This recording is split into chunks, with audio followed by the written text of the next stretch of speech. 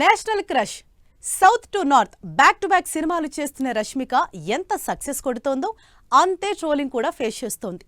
ఇప్పటికే తన కామెంట్స్ తో కన్నడ ప్రేక్షకులకి దూరమైన రష్మిక మరోసారి వాళ్ళని హర్ట్ చేసింది. తెలుగు ఆడియన్స్ మీద ప్రేమే కన్నడ ప్రేక్షకులకి కోపం తెప్పించిందా? చూసుకోబడాలా అంటున్నారు నెటిజన్స్. ముందు వెనక చూసుకోకుండా మూలాలు మర్చిపోతే ఇలానే ట్రోలింగ్ ఫేస్ చేయాల్సి ఉంటుందంటున్నారు. నేషనల్ క్రష్ రష్మిక సినిమాల ద్వారా క్రేజ్ ఎంతుందో ట్రోలింగ్ తో కూడా అదే రేంజ్ లో హాట్ టాపిక్ అవుతోంది. ఎందుకంటే రష్మిక మరోసారి నోరు జారింది. తన నేటివ్ ప్లేస్ ని మర్చిపోయి మరోసారి కన్నడ జనానికి దొరికిపోయింది. రష్మిక బాలీవుడ్ లో చావా సినిమా రిలీజ్ సందడిలో ఉంది. ఈ సినిమాకి రిలీజ్ ముందు నుంచి మంచి బజ్ క్రియేట్ అయింది. అంతేకాదు ఇప్పటికే బాలీవుడ్ లో రష్మికకి ఓ రేంజ్ లో క్రేజ్ క్రియేట్ అయింది.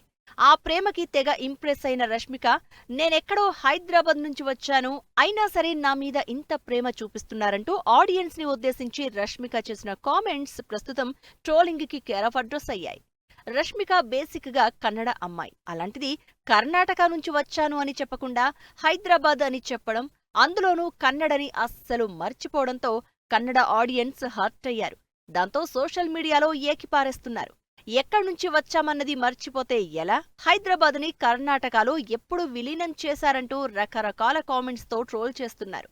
రష్మిక ఇలా ట్రోల్ అవడం కొత్త కాదు. అంతకుముందు కూడా ఓ ఇంటర్వ్యూలో రష్మికకి ఫస్ట్ ఛాన్స్ ఇచ్చిన రిషబ్ శెట్టి ఎవరో తెలియనట్టు బిహేవ్ చేయడంతో ట్రోలింగ్ స్టార్ట్ అయింది.